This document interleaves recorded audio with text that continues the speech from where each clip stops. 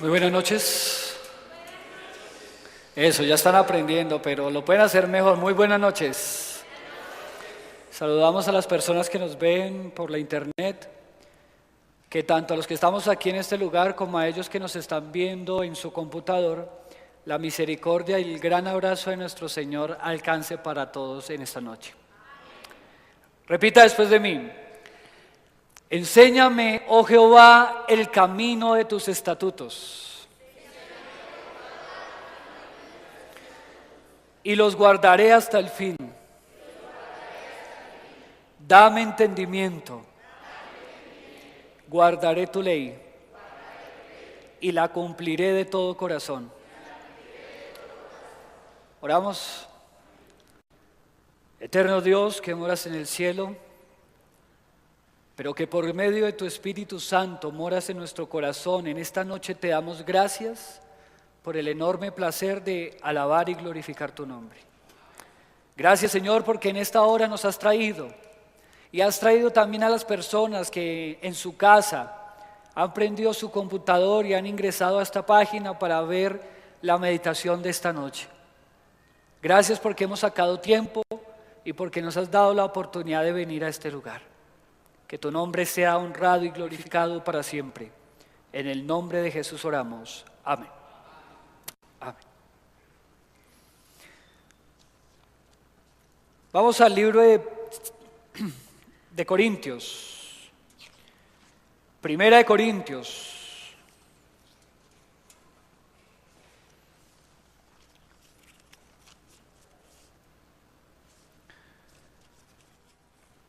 Qué pena con ustedes, Segunda de Corintios capítulo 6, versículo 19. Segunda de Corintios capítulo 6, versículo 19. Será la porción bíblica para esta noche.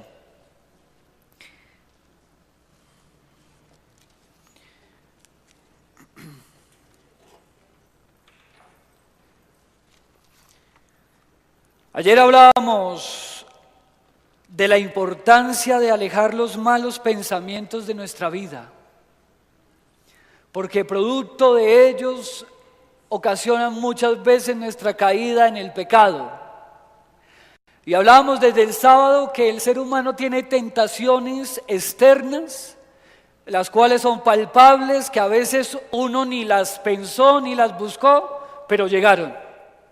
Y a veces el ser humano también se crea sus propias tentaciones, y hablábamos que esas tentaciones nacen de aquí, las internas.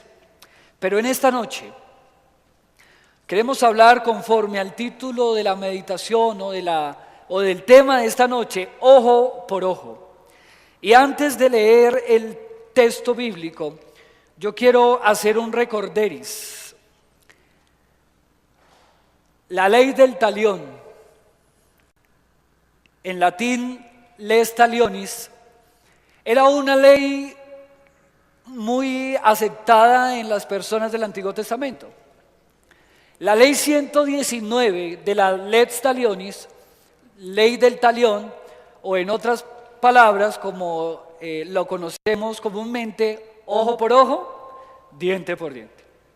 Esa ley hablaba que si un arquitecto era contratado para construir una casa, construía esa casa, y cuando la persona llegaba a habitar esa casa, por una u otra razón, esa casa caía, la lex talionis, la ley del talión, el ojo por ojo y diente por diente, ordenaba que se asesinara al hijo del que construyó la casa.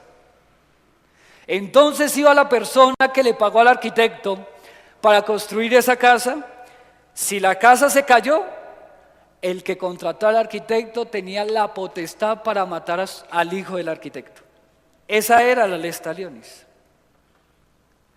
Otra ley hablaba que si encontraban a alguien robando, el castigo mínimo era cortarle las manos.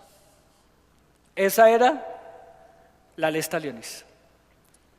Tal vez hoy en día la lex talionis no se aplica de esa forma en nuestro contexto cultural Colombia, pero se utiliza de una u otra forma similar. Y hoy vamos a hablar de la relación de nosotros con Dios y con nuestro prójimo. Y quiero, hermanos y amigos, que antes de ir al texto de Corintios, vayamos al Salmo 51. Salmo capítulo 51.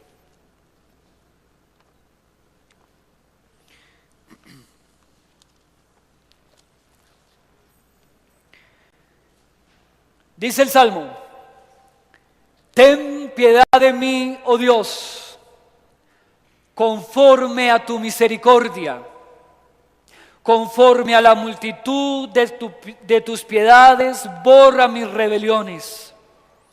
Lávame más y más de mi maldad, límpiame de mi pecado.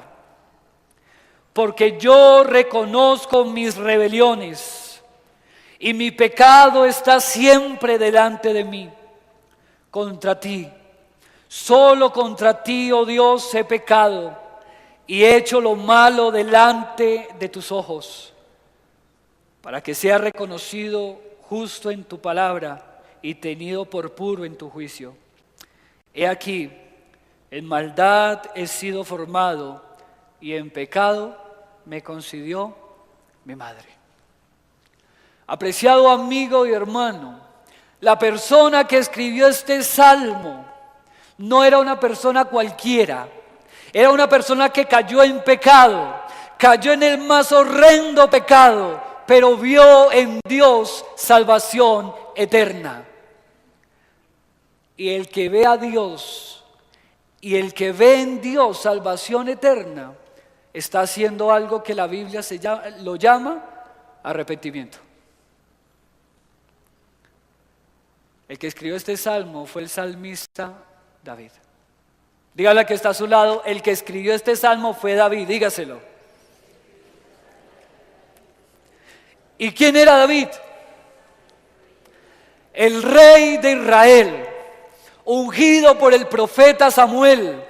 ¿Recuerdan esa imagen cuando llegó Samuel a ungir a los hijos del papá de David? Le dice: vengo a ungir a uno de tus hijos, el Señor ha ordenado que uno de tus hijos va a ser el rey de Israel. Llegó el más fuerte, ¿y qué dijo Samuel? No es ese. Llegó el más apuesto, ¿y qué dijo Samuel? No es ese. Llegó el de ojos azules, ¿y qué dijo Samuel? No es ese. Pasaron todos los hijos y Samuel le dice: oye, pero si Dios me mandó a ungir a uno de tus hijos, ¿por qué ya pasaron todos estos y todavía el Señor no me ha dicho este es? ¿Acaso te falta uno? ¿Y qué dijo el hombre? Sí. Vayan por él. Cuando llegó ese joven, flaquito, raquítico, flaco, bajito, Samuel dijo: este es el ungido de Jehová. Y todos dijeron: ¿cómo? ¿Cómo puede ser si el más fuerte no es ni el más apuesto, ni el de ojos azules, ni el que mejor habla? ¿Por qué el que cuida ovejas? ¿Saben? Los caminos de Dios son incoherentes muchas veces. Nadie los entiende, pero son caminos que llevan a la salvación eterna. Y empezó el reino de David. Sabemos la historia. Esperó el momento indicado para llegar al trono. De repente llega David, ya siendo rey, se levanta y mira a una hermosa mujer que se estaba bañando. ¿Cómo se llama esa mujer? ¿Cómo se llama? Dígale al que está a su lado cómo se llama esa mujer, dígaselo. Y dice la historia que cuando David vio a aquella mujer, se tapó los ojos y dijo: no, ¿yo qué estoy viendo? Dícese la historia. La historia dice que David, cuando la vio, la codició y mandó a llamar y mandó a preguntar quién era aquella mujer. Cuando le dijeron: rey, ella es esposa de uno de los duros del ejército.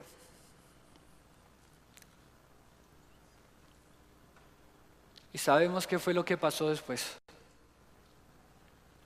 ¿Tuvo relaciones sexuales con ella? Recordemos que no era ¿qué? Su esposa. Después dice, aquel hombre del ejército le dice: ve donde tu esposa, mereces unas vacaciones, date una luna de miel. Y la historia dice que el rey, que el soldado, aquel hombre, no hizo caso y se quedó a la puerta cuidando a su rey. Lo mandó a la guerra y este hombre murió.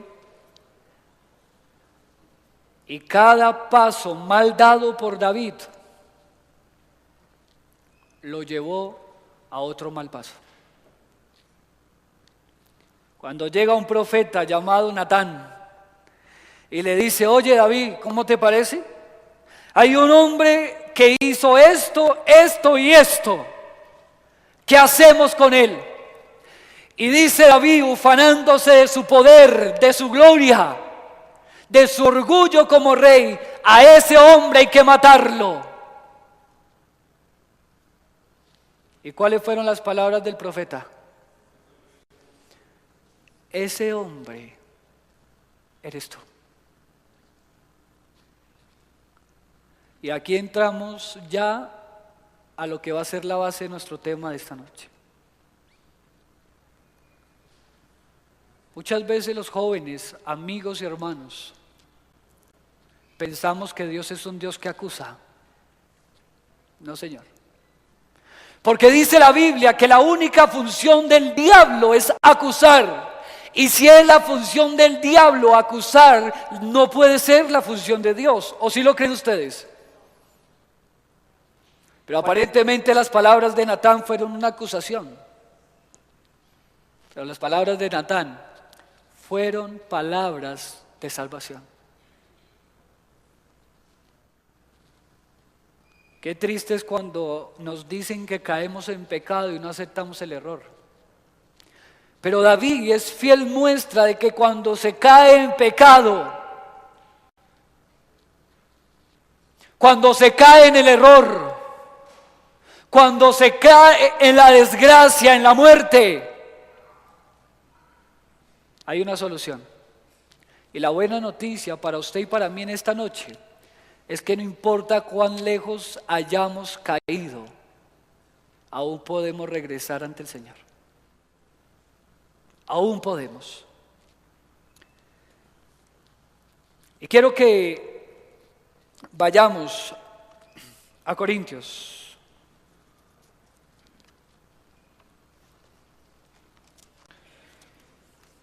Porque el hombre cayó. Conocemos la historia, Adán y Eva cayeron. Pero dice el libro de 2 Corintios,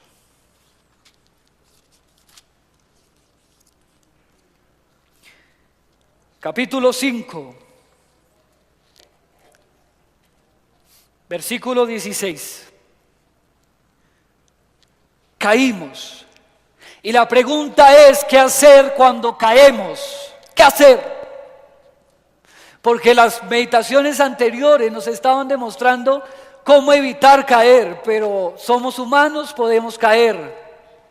¿Qué hacer con eso? Y dice el capítulo 5, versículo 14 en adelante, lo siguiente: porque el amor de Cristo nos constriñe, pensando esto, que si uno murió por todos, luego todos murieron, y por todos murió para que vivan, ya no vivan para sí, sino para aquel que murió y resucitó de ellos, por ellos. De manera que nosotros de aquí en adelante a nadie conocemos según la carne, y aun si a Cristo conocemos según la carne, ya no lo conocemos así. De modo que si alguno está en Cristo, nueva criatura es. Las cosas viejas han pasado, he aquí Dios ha hecho nuevas todas las cosas. Apreciado, no importa su pasado, no importa cuán hondo ha caído, en Cristo hay perdón, solución y salvación. Recordemos ahora la historia de Judas, quien vendió al Señor. Conocemos bien la historia.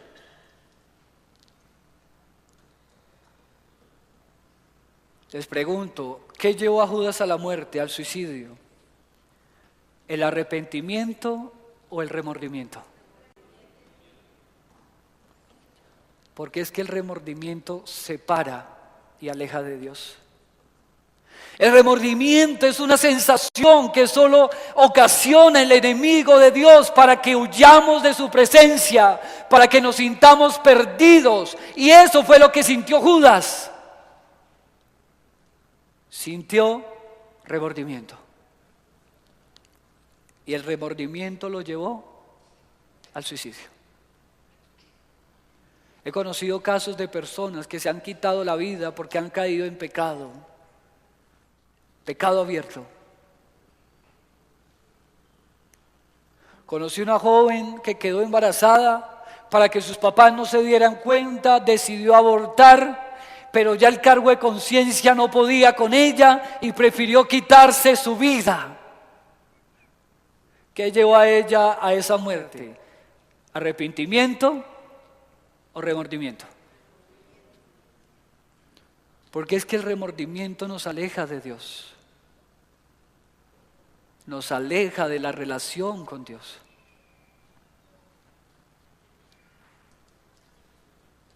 Más adelante, en 2 Corintios, por cuestiones de tiempo, les digo lo que dice, y ustedes en su casa leerán, solos con el Señor. Mi versículo preferido: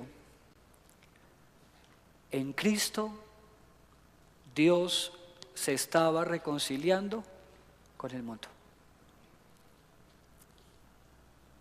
Les pregunto, ¿quién defraudó a quién? ¿Dios a nosotros o nosotros a Dios? Y Él tomó la iniciativa, mandó a su Hijo. Dios siempre toma la iniciativa, porque el ser humano nunca la tomará por sí solo. Acordémonos de la historia de Adán, cuando pecó. ¿Quién buscó a quién? Dios buscó a Adán. Y si Dios no pecó, ¿por qué nos busca? Porque a Dios lo mueve algo que se llama amor. Recordemos ahora la historia de Pedro. Negó a Jesús. Y dice la Biblia que cuando Pedro negó a Jesús, se suicidó. ¿Qué hizo Pedro? Y leemos por allá en el último versículo del libro de San Juan, en el último capítulo, cuando Jesús se presenta ante sus discípulos y llama a Pedro, le dice: Pedro, ¿me amas? ¿Y qué le dice Pedro? No, Señor, te quiero. Y nuevamente Jesús le dice: Pedro, ¿me amas? ¿Y qué le dijo Jesús? ¿Y qué le dice Pedro? Señor, te quiero. Y nuevamente Jesús le dice: Pedro, ¿me amas? Y dice la Biblia que Pedro se entristeció porque le había preguntado por tercera vez. Dios busca al caído, apreciados. Extiende su mano y no deja al caído postrado, sino que lo levanta para que siga mirando hacia la eternidad. Nuestros pecados no pueden separarnos de nuestra relación con Dios. No puede. No pueden separarnos nuestras transgresiones de Dios. Si hemos caído, vayamos a Jesús, que Él nos recibirá con los brazos abiertos. Eso es de la relación de nosotros con Dios cuando pecamos. Pero ¿qué hay de la relación con nuestros semejantes? El ser humano es un ser lleno de incoherencias. Dice que ama a Dios, dice que adora a Dios, pero yo les pregunto, ¿quién ha visto a Dios? Nadie. Y los seres humanos dicen que aman a Dios. ¿Sí o no? Y pregúntele al ser humano si ama a su prójimo.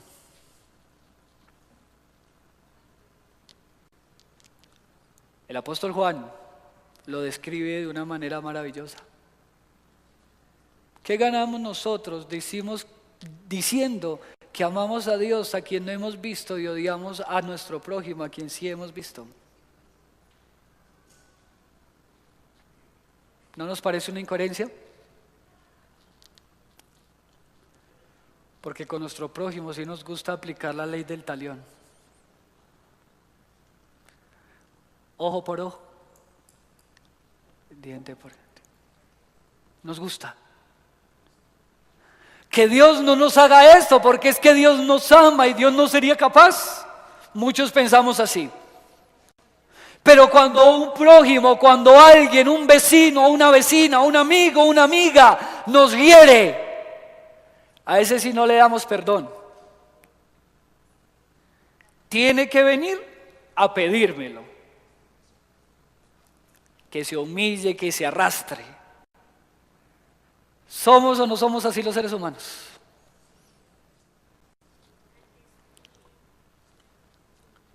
¿Qué pasaría si Jesús hiciera lo mismo que nosotros hacemos con el que nos ofende? ¿Qué pasaría?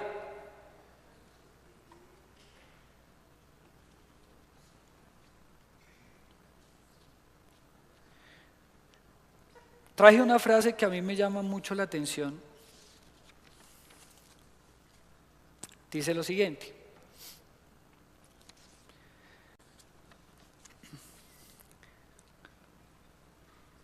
no hay perdón si no hay transformación del ser. No hay perdón sin la aceptación, sin el arrepentimiento y sin el esfuerzo empeñoso por conducirse de manera distinta en el porvenir. El perdón pone en marcha una transformación cabal del ser. Por ello, consideramos que ésta comienza a operarse desde el momento mismo que se acepta la autoría de una mala acción. El perdón no es simplemente un mecanismo para liberar la culpa a quien nos ofendió. El perdón es un mecanismo para que yo sea librado de la amargura que hay en mi vida. Cuando alguien pide perdón, quiere librarse de esa culpa que lo está atormentando. Porque es que pedir perdón no es fácil. Hay que vencer algo para pedir perdón, y ese algo se llama el ego. El que se humilla y pide perdón es porque ha vencido el ego.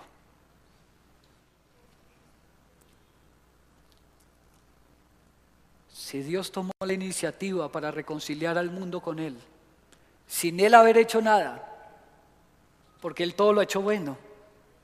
Si Dios tomó la iniciativa, si Dios mandó a su Hijo a que muriera por nosotros, y no le gusta humillarnos para que vayamos a Él y decir, venga, yo soy el del perdón, y nos coge del pelo y nos arrastra y nos humilla hasta el final. Dios no es así. Y si Dios no es así, ¿por qué somos nosotros así? Y usted me dirá, ministro, pero es que somos humanos. Y tienen razón, somos humanos cedidos al mal, por eso nos portamos así. Pero si dejamos que Cristo tome nuestra vida, nos comportaremos como Cristo se comportó. Esa es la clave.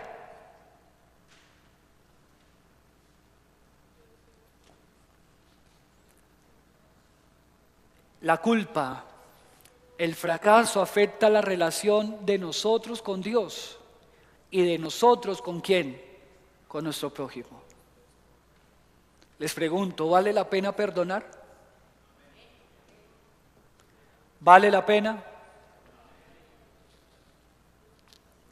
Si vale la pena, hay que actuar. La obligación que tienen los que saben algo es de actuar. Cuando David escribió el Salmo 51, son palabras de arrepentimiento. De alguien que le ha dolido su pecado. Y se entregó al Señor para que el Señor cambiara su vida y la transformara. Yo les pregunto en esta noche,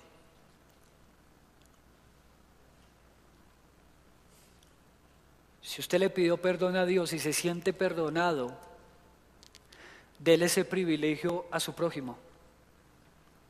También perdónelo. Ay, ministro, es que me quitó mi novio. ¿Y qué?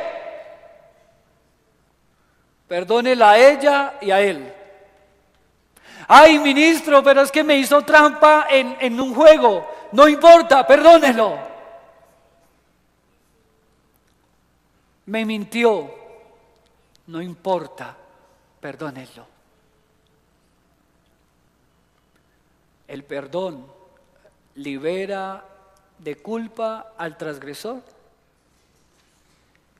y libera mi alma de culpa, de rencor y de odio hacia quien me ofendió.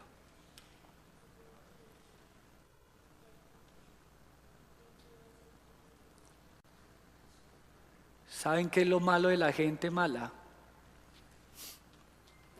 El silencio de la gente buena. Esto es lo malo de la gente mala. El silencio de la gente buena. Hay que perdonar. Dios perdonó a David. Dios perdonó a Pedro. Dios quería perdonar a Judas. Y la pregunta es, ¿dejarás que Dios te perdone en esta noche? Y si dejas que Dios te perdone en esta noche, tienes que perdonar también al que te ha ofendido a ti. De resto, no malgastes sus rodillas orando, porque su oración no va a ser contestada. Así de sencillo. La cruz es símbolo del perdón. Y mientras Michael canta, piense, hay momentos en la vida en que es verdad, te sientes agobiado, te sientes triste, pero cuando peques, ve a Jesús. Cuando alguien te ofenda, ve a Jesús. Cuando alguien te ofenda, lleva al ofensor también a Jesús. Vamos a escuchar.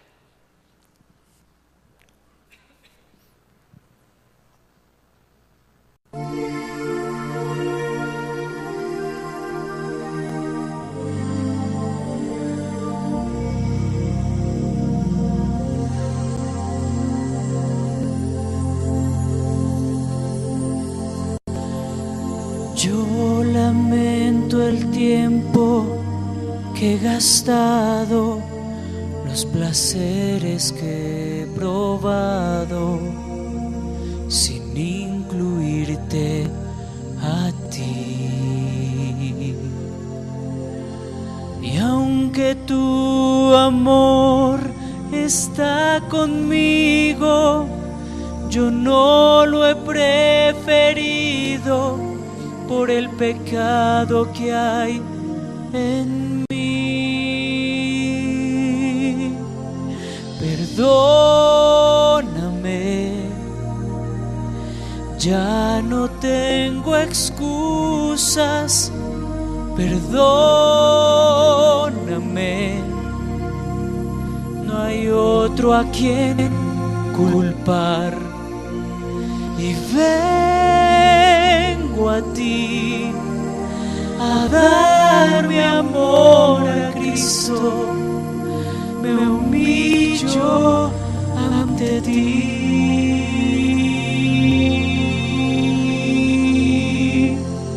Perdóname.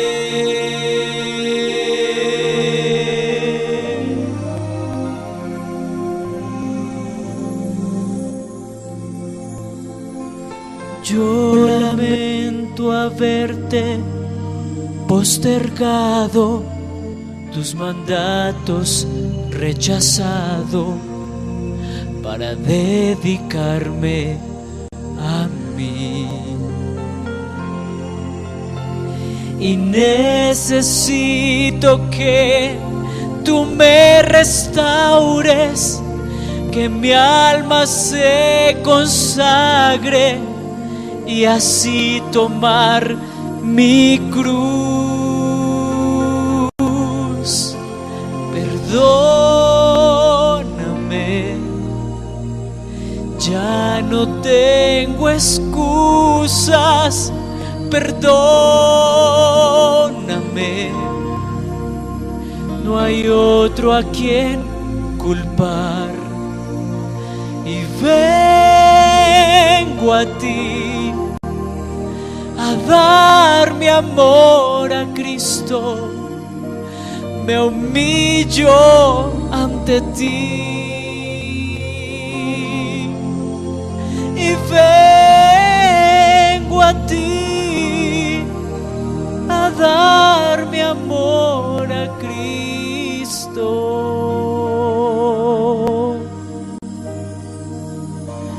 Me humillo ante ti.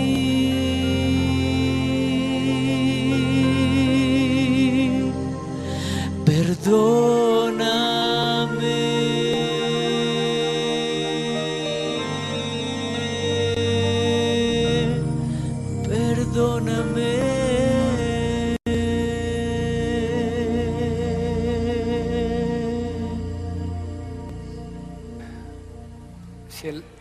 Si el remordimiento nos aleja de Dios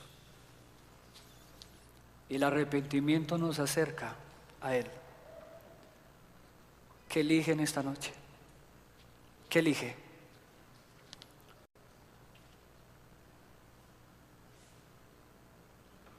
Si queremos ir al cielo, debemos pedir perdón a Dios y a nuestro prójimo. Solo pedirle perdón a Dios no bastará. Que el papá lo ofendió, vaya, pídale perdón. Que su novio lo traicionó, perdónelo.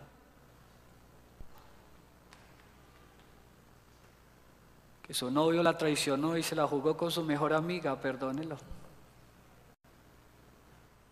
Hay mejores hombres. Que su mejor amigo le quitó a su novia, perdónela.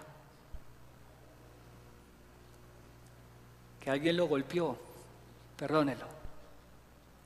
Si queremos ir al cielo, debemos tener una relación buena con Dios y con nuestro prójimo. Si solo es con Dios, no desgaste sus rodillas. Las oraciones no van a pasar del techo. Si alguien hoy le escribiera en su muro de Facebook, esa me las pagas, ¿qué le responderíamos? Listo, donde sea y como sea. ¿O cómo? La invitación del Señor en esta noche es que aceptemos el sacrificio de Cristo en la cruz para el perdón de nuestros pecados. Pero también que ese beneficio del perdón alcance para aquel que también nos ha ofendido. ¿Alguien poniéndose de pie quiere aceptar esta hermosa invitación de parte del Señor en esta noche? Amén. Amén. Oremos. Eterno Dios, gracias, porque hemos sabido en esta noche que el remordimiento aleja al ser humano de Dios, pero el arrepentimiento lo acerca y lo acerca para vida eterna. Queremos ir al cielo, Señor. Queremos morar contigo en la eternidad. Queremos ser felices. Grandes sorpresas nos llevaremos en el cielo. Esteban se llevará una sorpresa cuando vea a Pablo allí en el cielo. Pero no habrá amargura en Esteban, porque sabe que si Pablo llegó al cielo es porque aceptó a Cristo como su Salvador. Que nosotros también nos demos ese gozo de perdonar al que nos ha ofendido y pedir perdón al que hemos ofendido. Gracias porque tú no eres como nosotros. Gracias porque tu perdón alcanza para todo ser humano. En el nombre de Jesús oramos. Amén. Dele un abrazo al que está a su lado y dígale, nos vemos en el cielo, dígaselo.